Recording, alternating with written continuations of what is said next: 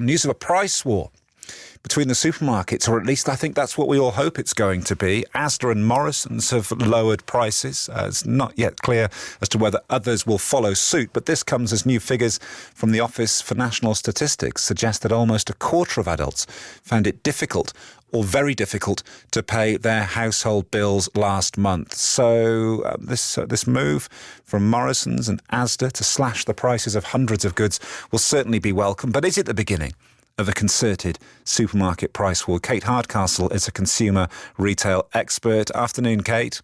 Hello, good afternoon. Well, tell us first of all what Morrisons and ASDA have done. Well, there's certainly been pressure on from campaigners like Jack Monroe, who's the chef who focuses on economy of food and trying to get meals for less, to bring back products that are going to help our budget. We've had over a month of headlines of these concerning situations that many households are facing, this heating or eating dilemma. And we know that's been driven by the fact that, yes, fuel prices have gone up, but also one of the most important factors in all our lives, food, which is a necessity, has gone up as well. Now, those prices have been inflated because of many reasons. The fuel crisis impacts businesses, as do things like weather conditions, which has really impacted crops, the war, Brexit, etc., etc. So the reality is the manufacturers and retailers are facing the impact. They're having to put costs up. We're feeling the pinch as a consumer.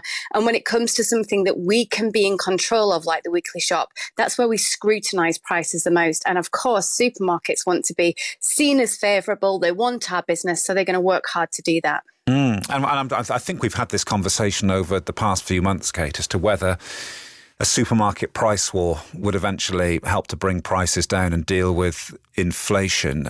So here we have Morrisons and ASDA. Any sign of Tesco and Sainsbury following suit and it developing into just that? History tells us that it isn't going to be far behind. There's absolutely no way that an organisation that wants to focus on value for its customers is going to ignore any big message from its competitors saying they're going to do just that.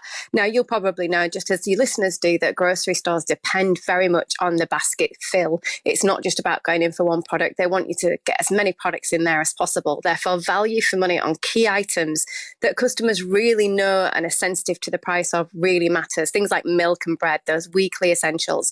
That's how we tend to gauge prices. So we'll imagine to see a lot of realistic advertising about how they're there for us, how they are focusing on this for us, and also checking the prices to make sure we understand what we're getting value for money. I would imagine a lot of organisations, as well as dropping prices, will be doing a lot in terms of the engineering of the products. You might start to see smaller packaging trying to hit a certain price point for us.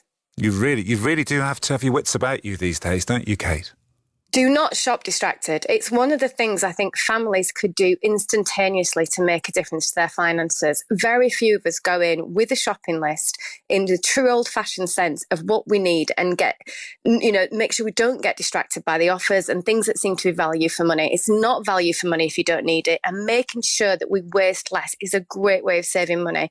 The average household really does throw too much in the bin. So if you can maximise food usage, you're not only going to be good in terms of your sustainability and your green ethics, you're going to be doing so much more for your wallet as well. Thank you so much, Kate Hardcastle, and we'll continue to monitor those prices for you if there is an impending supermarket price war.